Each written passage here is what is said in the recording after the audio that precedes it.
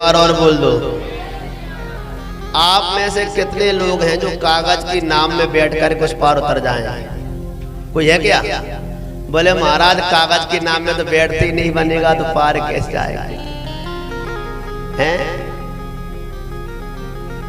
कागज की नाव डूबती नहीं है, ये तो आप भी जानते हैं और हम भी जानते हैं, लेकिन कागज की नाव में हम बैठ नहीं सकते। लेकिन हमारे पुराण तो महाराज कागज की ही नाव हैं। जितने ग्रंथ हैं सब किस पे लिखे हैं? कागज पर लिखे हैं। और इन्हीं कागजों को नाव बना करके हमारे ऋषि मुनियों ने हमको भव सागर से पार जाने का रास्ता बता दिया है। प्रेम से कहिए जय श्री राम। आइए 2 मिनट भगवान का नाम गा लेते हैं। सुंदर राम कथा आप श्रवण करें। कल आप सभी ने केवट चरित्र तक सुना। आज भरत जी महाराज अब भगवान के तृणपाद का लेने गए हैं, वहां तक आज प्रसंग सभी हम कहेंगे। भरत प्रसंग तक आज राम कथा आप सभी सुने।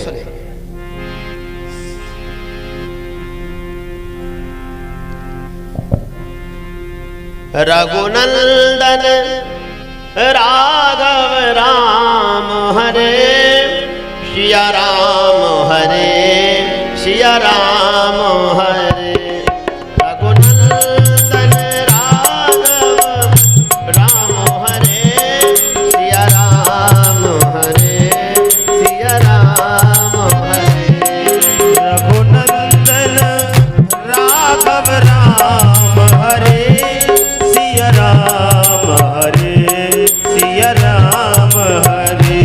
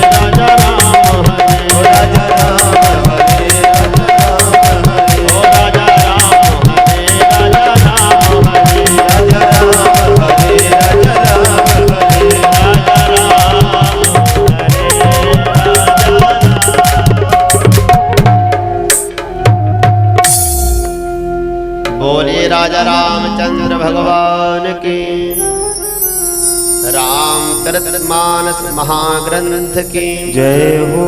हर हर महादेव, हर हर महादेव, हर हर महादेव।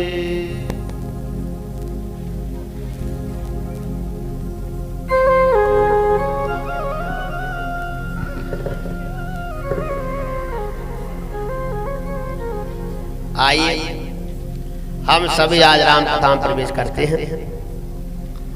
हम बहुत कीन प्रभु लखन सिय, नहीं कछु के बटले,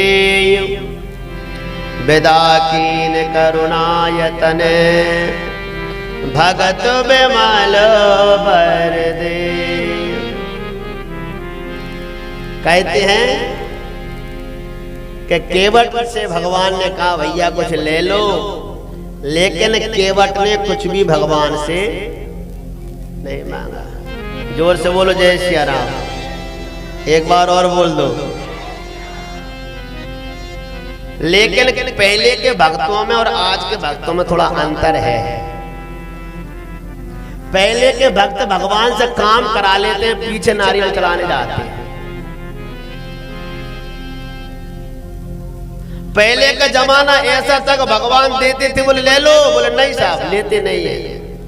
अगर आपसे ले लेंगे भगवान तो हम बनिया हो जाएंगे। आप बनिए को 40 रुपया देते हो, 1 किलो शक्कर ले लेते हो, तो कोई प्रेम है क्या वहां पे? दे दिया और ले लिया। उसी प्रकार तुमने भगवान की कथा करा ली, भागवत करा ली, राम कथा करा ली, यज्ञ करा दिया, परिक्रमा कराया, मांग लिया, तो वहां पर प्रेम बचा क्या? कि चोरी करें निहाई की, करें सुई को दान, और छत पर चढ़कर देखते कितनी दूर विमान। चोरी करते हैं आजकल के लोग निहाई की। निहाई समझते हो ना, जिस पे लोहार हसिया रख के हथौड़ा मारता है, जो नीचे गड़ी रहती है जमीन में।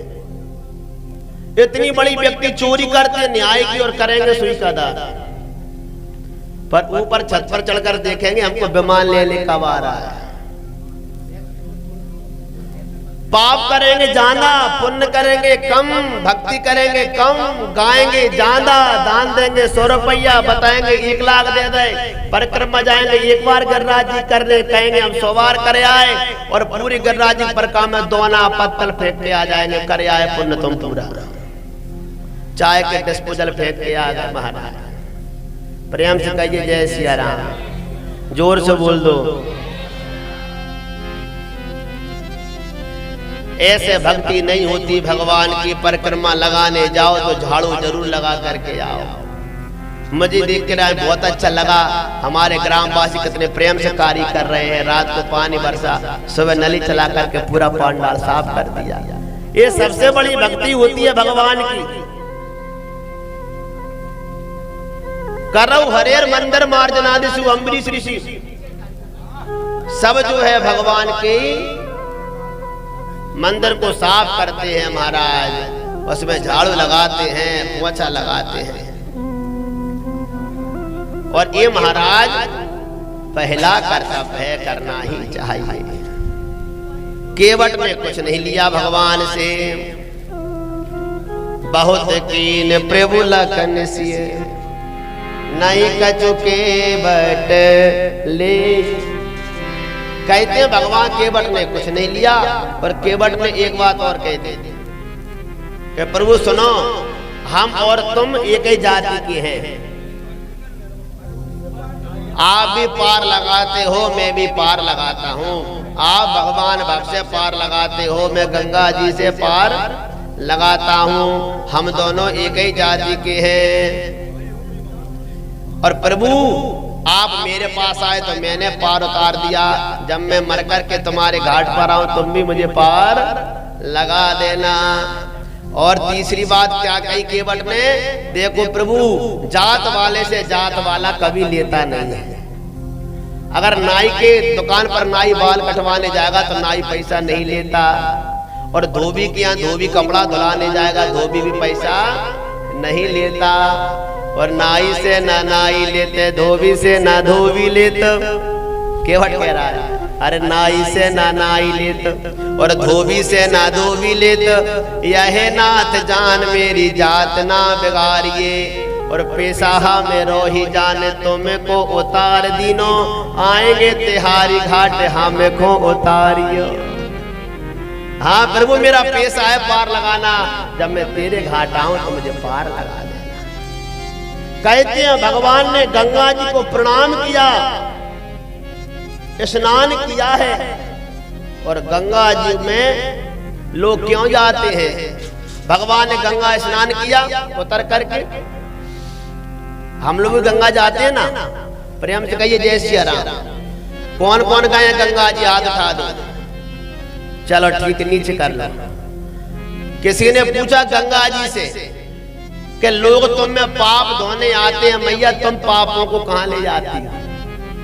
गंगा जी से पूछा, मैया तुम में लोग पाप धोने आते हैं तो फिर तुम पापों का क्या करती हो? तो गंगा मैया ने कहा, भैया मेरे पापों को तो समुद्र ले जाता है, मेरे पाप तो मैं समुद्र में छोड़ आता हूं। बोले पाप समुद्र में चले जाते हैं? बोले हाँ। तो भैया महात्मा जी संत के पास, महात्मा जी सागर के पास गए। बोले भैया सागर तुम पापों का क्या करते हो? तो सागर ने कहा, गुरुजी मेरे पापों को तो बादल ले जाते हैं। पानी कहां से बरसता है? बादल से। गंगा से पूछा तुम पापों का क्या करती हो? बोले मेरे पापों को तो सागर ले जाता है। सागर से पूछा, मेरे पापों को तो बादल ले जाता है। बादल से पूछा, भैया तू पापों का क्या करता है? बोले मैं भी मेरे पास पापों को नहीं रखता। बोले तो? बोले जिसने jaiसा कर्म किया है उसके पाप में उसी के ऊपर पानी बरस के उसी के ऊपर बरसा देता हूं।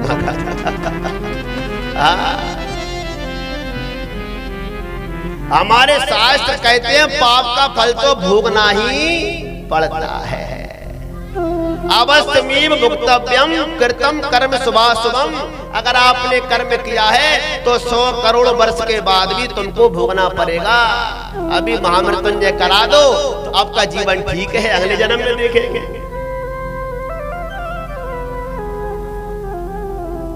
कर्म की गति कोई मिटा नहीं सकता, कर्म का फल तो भगवान ने भोगा। आपको मालूम है ना, शुरू में हमने 5 कारण बताए थे राम अवतार के। तो राम जी ने भी स्वयं श्राप भोगा, नारद जी ने श्राप दिया, वृंदा ने श्राप दिया। और एक कथा तो और आती है कि शिव जी ने भी श्राप दिया था भगवान विष्णु को। कब दिया था भगवान शिव ने श्राप? आपने कथा तो सुन रखी है कि जब वो सती को लेकर के जा रहे थे, सती ने यज्ञ में प्राण त्याग दिए, तो शिव जी पूरे ब्रह्मांड में घूम रहे थे सती को लेकर। तो सब देवताओं ने विष्णु भगवान से कहा आप सती के शरीर के टुकड़े कर दो। तो कहते हैं नारायण ने टुकड़े कर दिए 52। सती मां के जब टुकड़े हुए और सती मां का जब शरीर अलग हुआ तो शिव जी जोर जोर से रोने लगे। और भगवान भोलेनाथ को इतना क्रोध आया, उनको मालूम पड़ा कि नारायण ने मेरी पत्नी को मुझसे दूर किया है। विष्णु ने सुदर्शन चक्र से सती के शरीर के खंड किए हैं। मैं श्राप देता हूं, जिस प्रकार नारायण ने मेरी पत्नी को मुझसे अलग किया है, उसी प्रकार से उनकी पत्नी भी उनसे दूर ही रहेगी। उनको भी पत्नी का वियोग झेलना पड़ेगा। पाप का फल तो सब भोगते हैं। प्रेम से कहिए जय श्री राम। सोच समझ करके व्यक्ति को जीवन में कर्म करना चाहिए। आज आप किसी के बारे में बुरा सोचोगे तो कल परमात्मा आपको जरूर दंड देगा, जरूर 100% है, बचने वाला कोई नहीं। कहते हैं भगवान ने गंगा जी में स्नान किया और पूज पार्थिव नायउ माथा। कहते हैं शंकर भगवान की मिट्टी की बनाए और भगवान ने मिट्टी के शिवलिंग बना करके सुंदर शंकर जी का पूजन किया है। और जैसे भगवान ने शिव जी का पूजन किया और हाथ जोड़े हैं, और सीता माँ ने भी गंगा मैया के हाथ जोड़े हैं। और सीता माँ ने क्या कहा, और पति देवर संग कुशल बहोरी, पति देवर संग कुशल बहोरी, पति देवर संग कुशल बहोरी, पति देवर संग कुशल बहोरी, और आई करो जेहि पूजा तोरी, ओ आई करो तेरी पूजा तोरी, अरे आई करो जेहि पूजा तोरी, आई करो तेरी पूजा। सीता माँ ने भी गंगा जी को प्रणाम किया है। गंगा माँ, मैं पति और देवर के संग में 14 वर्ष बन के लिए जा रही हूँ। हे माँ, तुम कृपा करना कि मैं पति देवर के संग 14 वर्ष सकुशल लौटूं, पर लौट करके गंगा मैया में तुम्हारी यही पूजन करके जाऊं। सीता माँ ने वरदान मांगा तो कहते हैं गंगा जी स्वयं वहां पर प्रकट हो गई, और गंगा जी ने प्रकट होकर के पता सीता माँ से क्या कहा, अरे सीता जी, आप तो साक्षात लक्ष्मी हो। अरे आप कोई छोटी मोटी शक्ति थोड़ी हो जो आप मेरे हाथ जोड़ करके मुझसे कह रही हो कि वनवास से लौट जाए ठीक ठाक। अरे सीता माँ, अगर तुम नहीं आती संग में तो भी दुष्टों का संहार संभव नहीं होता।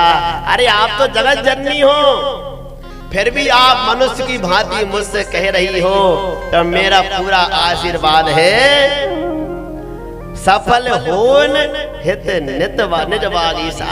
जो तुमने वचन कहा है कि मैं लौट करके आ जाऊं, वो तुम्हारा वचन सत्य होगा। प्रेम से कहिए जय जय श्री राम। हमने आपसे निवेदन किया था कि सीता जी कौन है। मंगलाचरण में कहा शुरू में तुलसीदास जी ने, उद्भव स्थिति संहार कारिणी।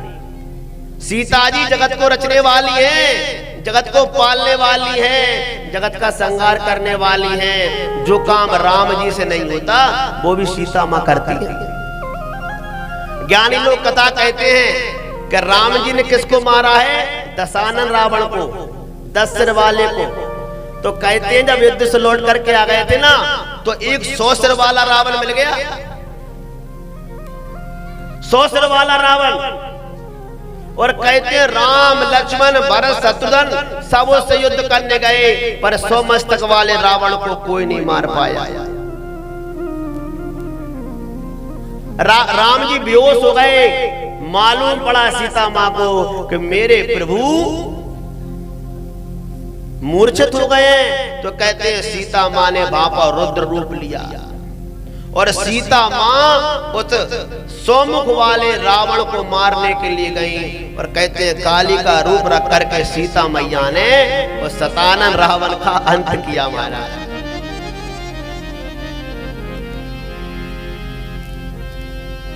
इतना भयंकर वो रावण था, जिसको राम नहीं मार सकते उसको सीता जी मार। और आपको मालूम है, यहां पर देखिए विशेषता क्या कह रही है गंगा मैया, बोले लोकप होई बिलोकत तोरे। अरे सीता जी तुम छोटी मोटी शक्ति नहीं हो, बोले तो बोले लोकप होए बिलोकत तोरे। हे सीता माँ, तुम जिसकी तरफ देख लेती हो ना, वो गरीब भी महान बन जाता है, दरिद्र भी अमीर हो जाता है, मूर्ख भी विद्वान हो जाता है। हे सीता माँ, तुम्हारी शक्ति छोटी मोटी नहीं है। और मैं आपसे निवेदन करता हूं, अगर कोई व्यक्ति ज्ञानवान नहीं है तो जासु कृपा निर्मल मति पावो, उसको सीता माँ की वंदना करना चाहिए। सीता माँ कौन है? मैं आपको अगर आप कहो तो सीता माँ के अगले जन्म में भी लेकर चल सकता हूं। ब्रह्म वैवर्त पुराण में सीता माँ की कथा आती है कि इनका नाम वेदवती था। प्रेम से कहिए जय श्री राम। ब्रह्म वैवर्त पुराण में ऐसी कथा आती है कि सीता माँ, विभिन्न कथाएं हैं, अलग अलग कल्प की है, तो वेदवती था और ये तपस्या कर रही थी और ये विष्णु भगवान से विवाह करना चाहती थी वेदवती, और ये नित्य भगवान विष्णु का भजन करती थी। तो कहते हैं कि एक दिन रावण आकाश में टहल रहा था, वेदवती नीचे तपस्या कर रही थी, रावण आकाश के ऊपर घूम रहा था। रावण बहुत पहले का था। तो रावण जब ऊपर टहल रहा था उसने देखा नीचे कौन तपस्या कर रही है, और इनकी वेदवती की महाराज चमक शरीर की। नीचे उतर के रावण आया और दुष्ट तो था ही था, कहने लगा मैं तुमसे विवाह करना चाहता हूं, तपस्या भंग कर दी। वेदवती मां ने कहा नहीं, मैं सिवाय विष्णु भगवान के किसी से विवाह नहीं करूंगी। तो कहते हैं दुष्ट दौड़ करके गया, वेदवती मां के केश पकड़ लिया, और जैसे ही बालों को पकड़ा इतना क्रोध आया वेदवती मां को, और उन्होंने श्राप दिया, अरे दुष्ट तूने मेरे बालों को पकड़ा। सिर के केश जो है सती स्त्री के सबसे बड़े रक्षक होते हैं, उसकी निर्मलता का प्रतीक है, तो तूने केशों को पकड़ा। कहते हैं वेदवती माता ने अपने बालों को काट दिया महाराज, और दौड़ करके गई है, और जाकर के एक अग्नि का कुंड जो जल रहा था उसी में जाकर के कूद गई, और रावण को श्राप दे दिया, मैं सीता बन करके आऊंगी और तेरे कुल को समूल में ही नष्ट करूंगी। इसलिए वही वेदवती माता, उसकी कथा बहुत लंबी विस्तार से हमारा, लेकिन आप इतना ही समझ लें यहाँ पर कि वही वेदवती सीता जी के रूप में जन्म ली। ऐसी भी कथा आती है कि वो जो चमत्कार हुआ, ऋषियों का कर लिया, रक्त लिया रावण ने रक्त लेकर के जो घड़े में भर लिया, उसी में पर वेदवती का तेज पहुंच गया, और जनक जी ने जब हल को हाँका तो उसी से महाराज सीता जी का जन्म हुआ। सीता जी महान शक्ति है, कोई छोटी मोटी शक्ति नहीं है सीता जी। जो काम राम जी नहीं कर सकते वो सीता माता करती हैं। लोक पे होई बिलोकत तोरे, लोक पे होई बिलोकत तोरे, अरे तोई से वही सब सिद्ध कर जोरे, तोई से वही सब सिद्ध कर जोरे। अरे श्री राम जय राम जय जय राम, श्री राम जय राम जय जय राम, श्री राम जय राम जय जय राम, श्री राम जय राम जय जय राम, श्री राम जय राम जय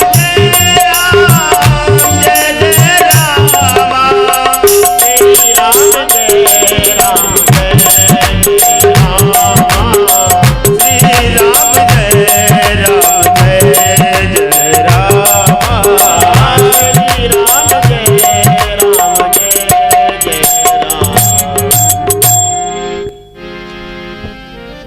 ऐसा सीता माँ का परम पावन चरित्र है। स्वयं सीता माँ लक्ष्मी है, और लक्ष्मी जी 3 बार उत्पन्न भई है हमारे ग्रंथों में।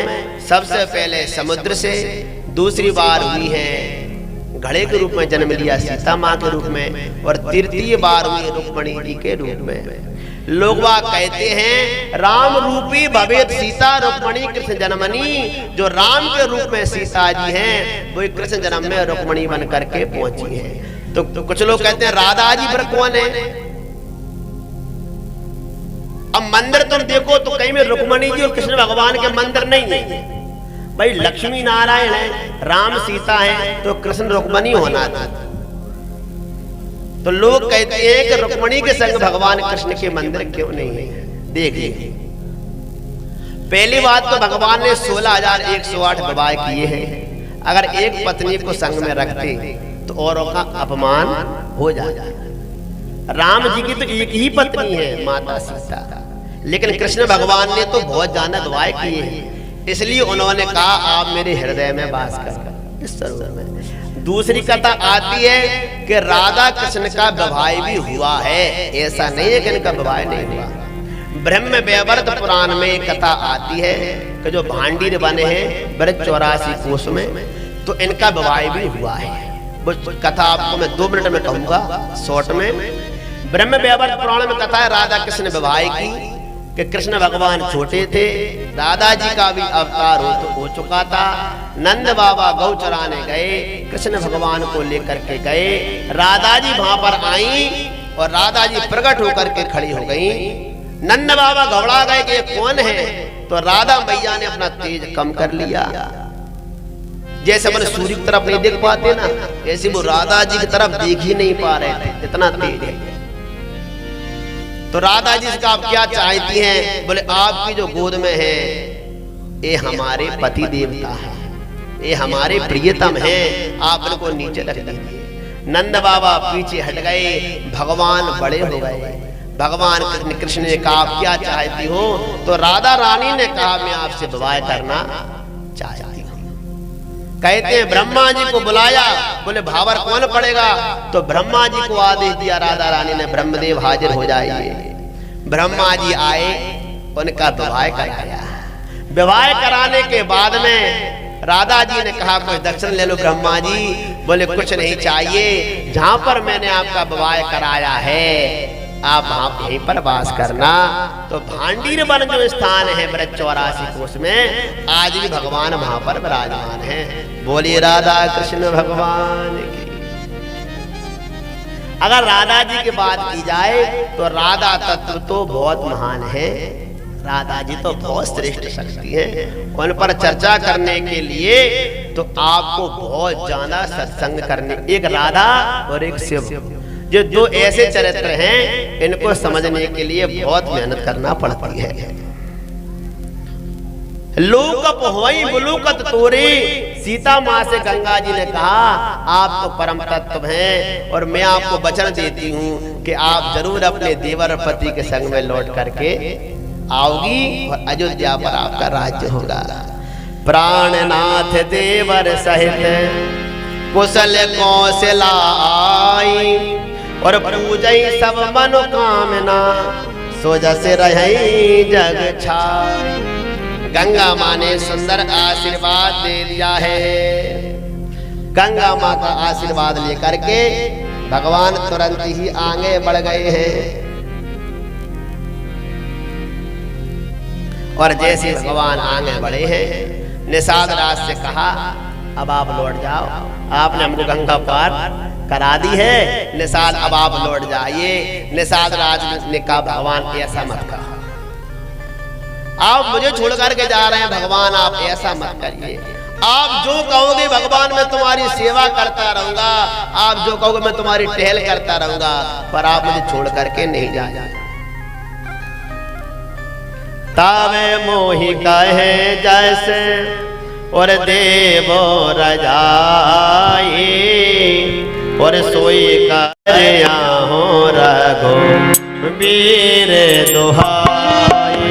ओ श्री राम जय राम जय जय राम, श्री राम जय राम जय जय राम, श्री राम जय राम जय जय राम, श्री राम जय राम जय जय राम, श्री राम जय राम जय जय राम,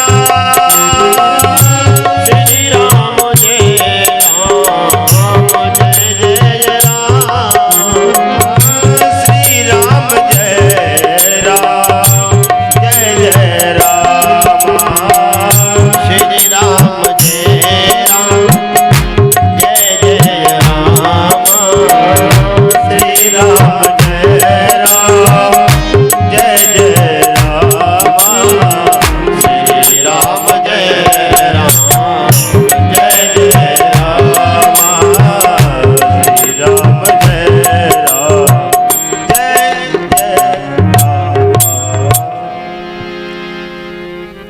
भगवान सुंदर भाषा से निषाद राज को लेकर के चले हैं। अब 4 हो गए, पहले कितने थे? 3। अब गंगा पार करे हैं तो निषाद राज संग हो गए। तो तुलसीदास जी ने चारों के नाम लिख दिए। सखा अनुज सिए सहित बन कवन कीन रघुनाथ। सबसे पहले सखा का नाम लिया। ये होता है अपने संग अगर कोई साथ देना उसको पहले आगे रखना चाहिए। कोई अपना हित करे ना उसको आगे रखो। कोई आपका भला चाहता है तो उसकी इज्जत करो। इसलिए माता पिता की इज्जत की जाती है। जिन्होंने जन्म दिया, जिन्होंने पाला, जिन्होंने बड़ा किया, जिन्होंने प्रॉपर्टी दी, उनकी इज्जत करना चाहिए। जो कलयुग के मनुष्य होते हैं ना, माने माद पिता नहीं देवा, साधुन सन करवावै सेवा, जिनके जे आचरण भवानी, ते जानो निश्चर सब प्राणी। जो माता पिता को ना माने, गुरु को ना माने, देवताओं को ना माने, वो कौन है? निश्चर राक्षस है महाराज। प्रेम से कहिए जय श्री राम, जोर से बोल दो। माता पिता के बारे में आप थोड़ी सी बात कर दें कि एक के दो बेटा थे। माता के दो बेटा, पिताजी चले गए बैकुंठ। अब उनकी शादी हो गई, उनके दो दो लड़के हो गए। तो बहुओं ने कहा अपन न्यारे हो जाएं, तो दोनों न्यारे हो गए। अच्छी बात है। प्रेम से कहिए जय श्री राम। दोनों अलग अलग हो गए, हिस्सा बट गए, जमीन जायदाद प्रॉपर्टी। अब कौन बची? पिताजी चलेगा, अब कौन बची? माताजी। अब माताजी से पूछा, बोले कौन लेगा? बोले यार माताजी को कौन ले, तो बहुत खाती है, कम से कम 1 क्विंटल आटा रोज खाएंगे, इनको कौन ले? 1 क्विंटल आटा खाएंगी, 5 मंजिल मकान में माताजी रहेंगी, इनको कौन रखेगा? तो दोनों को टेंशन हो गई। तो क्या करें? तो दोनों ने मना कर दिया, मैं न मैं रखूंगा न मैं रखूंगा। अब तो पूरे गांव में शोर मच गया। तो गांव के सरपंच इत्यादि जुड़े, क्यों रे तुमने माताजी की संख्या किया, बेचारी वो बाहर बैठी है। बोले जाओ पूछ के आओ। तो बेचारे अपना बड़ा वाला पत्नी से पूछने गया, क्यों? अपन माताजी के सामने ले लें। बोले सुन लो, हाँ बच्चे बड़े हो रहे हैं, माताजी से कह दो कैप्सूल खा ले, मर जाए, उसकी ड्यूटी पूरी हो गई। हाँ बच्चे पैदा कर दिए, बड़े कर दिए, जमीन ज्यादा दे दी, बहू ले आई, नाती हो गए, मरे, काय को जी रही है? बाहर बड़ा बड़ा वाला बच्चा मुंह लटका के आ गया। गांव वाले समझ गए, छोटे का तू जाना सांदोई वाले के पास। बेचारा वो चला गया, जाकर के बोले सुन लो यहां भी जगह नहीं है। बेचारा वो भी आ गया। गांव वालों का क्यों भैया? तो दो गांव वालों ने निर्णय किया कि 6 महीने तू रखेगा, 6 महीने। तो दोनों रखने लगे। भगवान की कृपा ऐसी देखो कि 6-6 महीने रखते थे, उस समय अधिक मास का महीना पड़ गया। अब 12 की जगह कितने महीने हो गए? 13। अब कौन खाने देगा 1 महीने? तो ना तो उसने पूछा ना उसने पूछा, मैया बेचारी बैकुंठ चली गई। ये है कलयुग के बेटा स्टैंडर्ड। लेकिन हमारे शास्त्र कहते हैं कि माँ की दुआ कभी खाली नहीं जाती। माँ आशीर्वाद दे देना, खाली नहीं जाती। माँ की दुआ कभी खाली नहीं जाती, पर माँ की बद्दुआ भी टाली नहीं जाती। माँ तो बर्तन मांझ के भर देती है 10 बच्चों का पेट, पर 10 बेटों से एक माँ पाली नहीं जाती, एक माँ पाली नहीं जाती। आज की संस्कृति इतनी बेकार हो चुकी है, इतनी खराब हो चुकी है। हम लोग इतने नीचे गिर गए हैं, इतने नीचे गिर गए हैं कि अब हमको तो कोई उठाने वाला नहीं है। प्रत्येक मनुष्य को अपनी आत्मा में जाकर देखना चाहिए कि मैं कितना गंदा हूं, इसके बाद दूसरों से कहना चाहिए। जरूर माता पिता की सेवा सबको करना चाहिए। भगवान ने भागवत में तो यहाँ तक लिखा है कि जो बेटा समर्थवान होते हुए अपने माता पिता को खाने नहीं देता, उसको मरने के बाद वो नरक में जाता है और यमदूत उसी का मांस उसको खिलाते हैं, उसी का मांस उसको खिलाया जाता है। इतना बड़ा दोष है। मैं इस बात को ज्यादा विस्तार नहीं दूंगा क्योंकि मैं राम कथा कर रहा हूँ, विस्तार जाना है। लेकिन सबसे बड़ी बात तो यही है कि सेवा करना चाहिए। जब तक है जरूर सेवा करना चाहिए। मरने के बाद आप श्राद्ध करो, ब्राह्मणों को जिलाओ, कुछ भी करो, उसका कोई जाना पुण्य नहीं है। अरे मरने के बाद किसने क्या देखा है? जीवित में खिला, जियत में तो कहूँ न पूछे, बहुत ही दुख बताए, और कराए दिनन में कोरा डार के कौवा बाप बनाए। हाँ, हमारे पिताजी आ गए, प्रेम से कहिए जय सिया राम। हाँ, आप लोगों में से कितने लोगों को पता है? अब मैं कथा तो आपसे कहूंगा, लेकिन ये भी मैं कथा ही कह रहा हूँ, कौवों को क्यों खिलाया जाता है ये सुना दूं आपको मैं। ये वाल्मीकि रामायण सुना रहा हूं आपको मैं 5 मिनट। कौवों को क्यों पितरों के रूप में माना जाता है? ये मजाक नहीं है, कौवे वास्तविकता में पितृ के रूप में आते हैं। वाल्मीकि रामायण में ऐसी कथा आती है कि राजा मरुत ने एक यज्ञ किया था और उस यज्ञ में सब आते थे। एक दिन रावण आ गया तो रावण को देख करके सब देवता भाग गए, वरुण भी भाग गए, कुबेर भी भाग गए, इंद्र भी भाग गए और यमराज भी भाग गए। इंद्र भागे मोर के रूप में, मोर के भीतर प्रवेश करके इंद्र भागे। कौवे के रूप में, कौवे में प्रवेश करके यमराज भाग गए। गिरगिट होता ना क्रिकेट, उसमें प्रवेश करके वरुण जी भाग गए और हंस में प्रवेश करके कुबेर भाग गए, चारों भाग गए। जब रावण चला गया और जैसे जब लौट करके देवता आ गए तो इन चारों जीव जंतुओं को चारों देवताओं ने वरदान दिए हैं। चारों को इंद्र ने वरदान दिया है मोर को कि जैसे मेरे पूरे शरीर में नेत्र हैं, इंद्र के जैसे पूरे शरीर में नेत्र हैं, तो इंद्र ने कहा जैसे मेरे शरीर में नेत्र हैं, हे मोर तेरे पंखों में भी वैसे ही नेत्र बन जाएंगे। तो आप मोर को देखना, मोर के पंखों में आंख सी बनी रही। ये इंद्र का वरदान है। दूसरा वरदान कुबेर ने दिया हंसों को, तुम्हारी गिनती श्रेष्ठ पक्षियों में होगी, कुबेर ने वरदान दिया।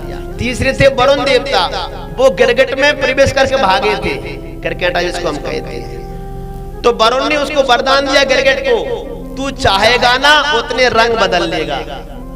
गिरगिट तू चाहे ना उतने रंग बदल लेगा। इसलिए कभी वो लाल दिखता है, कभी नीला दिखता है, कभी हरा दिख जाता है, कभी सफेद दिखता है। ये वरुण देवता का वरदान है।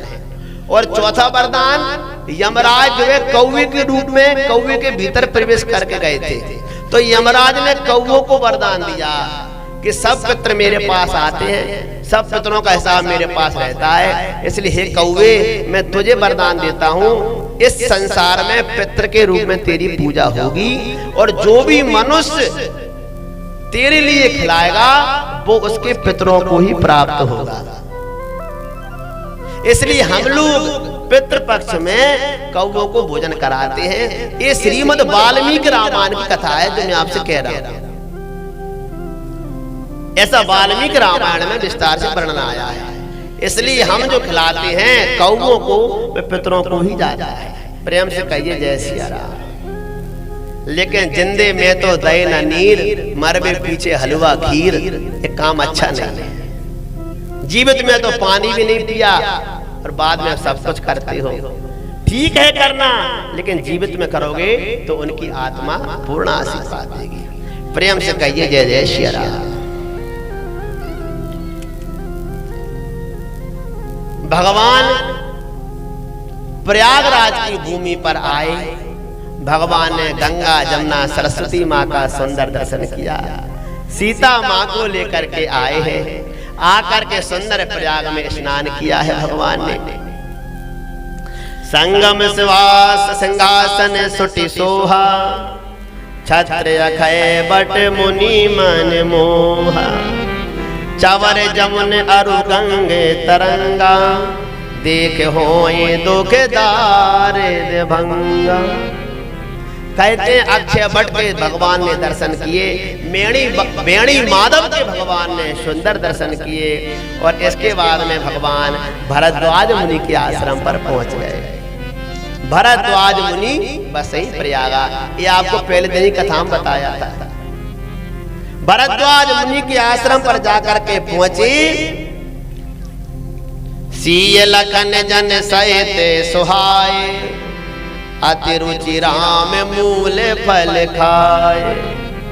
क्या क्या मिलता है महात्माओं के पास खाने के लिए? कंदमूल फल है, 56 भोग थोड़ी है।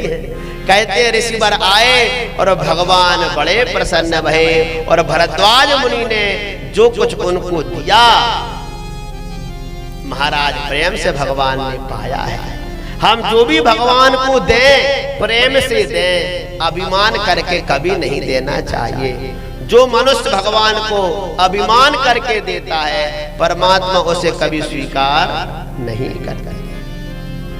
जो भी दो भगवान को प्रेम से ही देना चाहिए। लोग कहते हैं ना कि भगवान को भूख नहीं लगती, प्यास नहीं लगती। भैया ऐसा नहीं है, भगवान को सब कुछ लगता है। हमारे वृंदावन में ज्ञानी लोग कहते हैं कि कलयुग में भगवान का अर्चावतार है। अर्चावतार समझते हैं? अर्चा कहते हैं पूजा को। भगवान ने पूजन का ही अवतार लिया है कलयुग में, ये अर्चा अवतार है। तो अर्चा अवतार में टाइम टेबल से पूजा होना चाहिए। सुबह का टाइम फिक्स, रात का टाइम फिक्स। इतने बजे भगवान की मंगला आरती होगी, इतनी भगवान की बाल भोग लगेगा, इतने भगवान की शयन आरती होगी, इतने बजे भगवान की संध्या आरती होगी। सबका समय फिक्स होना चाहिए, उसी समय भगवान तैयार रहते हैं। प्रेम से कहिए जय सिया राम। वृंदावन की बड़ी घटना है कि एक दिन पुजारी जी थे ना, पुजारी जी भगवान को भोग लगाना भूल गए भैया। जल्दी जल्दी घर से कुछ काम आ गया तो बेचारों को ध्यान नहीं रहा कि मैंने भगवान को भोग लगाया कि नहीं लगाया। वैसे बाजार से लड्डू लाते थे और लड्डू ला करके भगवान को भोग लगाते थे। अब एक दिन ऐसा काम पड़ा, बेचारे बुजुर्ग हो गए थे, दिमाग से चूक गया और बिना भोग लगाए भगवान को चले गए। अब बिहारी जी को भूख लगी, बोले क्या करें, आज तो अपना पुजारी तो भूखे छोड़ गया, अब क्या करें। भगवान सोचते रहे सोचते रहे सोचते रहे। अब रात को 11 बजे तो जो भोग वाली दुकान है वो रात को 12 बजे बंद होती है। तो भगवान के हाथ में जो सोने के कंगन पहने बिहारी जी, सो बिहारी जी बालक बन के गए और उसी दुकान पर पहुंच गए जहां से भगवान को भोग आता। और बालक बन के पहुंच गया, अरे भाई साहब, अरे बोले बेटा तू इतनी रात को, अरे कुछ मत पूछो, मैं पास में ही रहता हूँ, मुझे भूख लगी है, लड्डू दे दो। अब दुकानदार तो समझ लो कुछ मिलना चाहिए, तो दुकानदार भी अच्छा बोले ऐसे ले जाए, बोले नहीं भैया फ्री में नहीं देते, मेरे पास एक सोने का कंकन है। तो सोने का कंकन बिहारी जी ने निकाल के दे दिया और 2 लड्डू लिए और प्रेम से लड्डू खा लिए भैया, और जाकर के मंदिर में प्रवेश कर गए। पुजारी जी आए सुबह सुबह और आकर के भगवान की मंगला आरती के लिए पट खोले तो भगवान के हाथ में एक कंगन नहीं है, एक ही कंगन है अकेला। अब तो घबरा गए पुजारी जी, सब लोग मुझे चोरी लगाएंगे, सब मुझे चोरी लगाएंगे। खोज लगे भैया, दुकानदारों से कहा भैया कोई कंगन ले गया, कोई कंगन ले गया, कोई कंगन ले गया। तो एक दुकानदार कहता बोले ये तो नहीं है, बोले ये तो नहीं है, और बोले यही तो है। बोले तेरे पास कैसे आया? बोले रात में एक बालक आया था, मुझसे 2 लड्डू लेकर के गया और ये कह के गया कि मुझे भूख लगी है, भोजन के लिए लड्डू दे दो और ये कंगन ले लो। पुजारी जी को तुरंत सुरत आ गई कि रात को मैं भगवान को भोग लगाना भूल गया।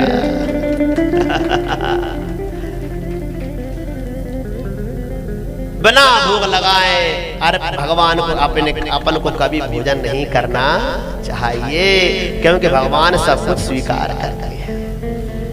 भरद्वाज मुनि ने भगवान को कंदमूल फल दिए और प्रभु राम ने, लखन लाल ने, सीता मैया ने प्रेम से पाए। निषाद राज ने भी सुंदर भोजन किए और सुंदर सत्संग हुआ।